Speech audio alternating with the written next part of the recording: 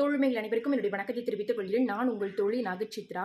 இன்னைக்கு நம்ம அவங்களுடைய வாழ்க்கையில செய்ய வேண்டிய விஷயங்கள தள்ளி போடக்கூடிய நபர்கள் எதிர்கொள்ள வேண்டிய பிரச்சனைகள் என்ன மாதிரி இருக்கும் அப்படின்றத நம்ம இன்னைக்கு பார்க்க போறோம். அதாவது இன்னைக்கு நாம ஒரு விஷயத்த செய்யணும். அதாவது ஒரு வேலையோ அல்லது ஒரு நபரை மீட் பண்றதோ அல்லது நம்முடைய வாழ்க்கையினுடைய அடுத்த கட்ட முன்னேற்றமோ என்ன மாதிரியான விஷயமா இருந்தாலும் கூட அதை நம்ம செஞ்சாக வேண்டிய ஒரு கட்டாயத்துல இருக்கும்போது, ஆனா அதை தள்ளி போடுவதற்கான இன்னொரு சாய்ஸ் நம்ம கையில இருக்கும் பொழுது நம்ம எல்லாருமே முன்னெடுத்து வைக்கக்கூடிய ஒரு விஷயம் என்ன அப்படின்னா அந்த சாய்ஸை தான் நம்ம எடுக்கிறோம்.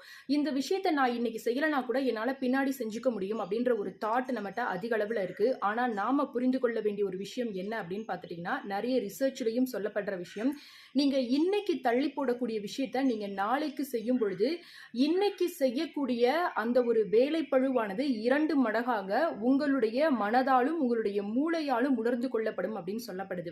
அதாவது திரும்ப திரும்ப நாம அந்த விஷயத்தை நினைச்சு ரொம்பவே ரிக்ரெட் பண்ணுவோமா, அதாவது இதை நேத்தே நான் செஞ்சிருக்கலாமே, இந்த விஷயத்தை நேத்து செஞ்சிருந்தேன்னா எனக்கு இவ்வளோ ப்ரெஷர் இருக்காது, ஏன்னா அடுத்த நாளுக்கு உண்டான விஷயமும் நம்ம இடத்துல இருக்கும் அப்படின்னு சொல்லப்படுது.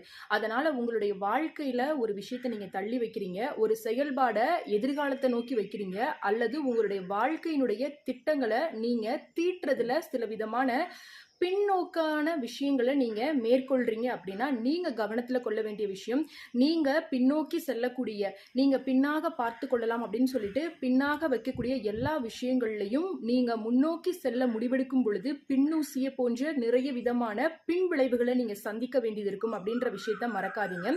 ஸோ இதே போல உங்க ஃப்ரெண்ட்ஸ் சர்க்கிளோ இல்லை நீங்களே கூட இந்த விஷயத்த பண்றீங்க அப்படின்னா உங்களுடைய வாழ்க்கையினுடைய விஷயங்களை இன்றைக்கே முடிவெடுங்க. இந்த ஒரு வீடியோ உங்களுக்கு யூஸ்ஃபுல்லா இருந்தது அப்படின்னா லைக் பண்ணுங்க, உங்க ஃப்ரெண்ட்ஸ் அண்ட் ஃபேமிலிஸ்க்கும் ஷேர் பண்ணுங்க. மறக்காம சேனலை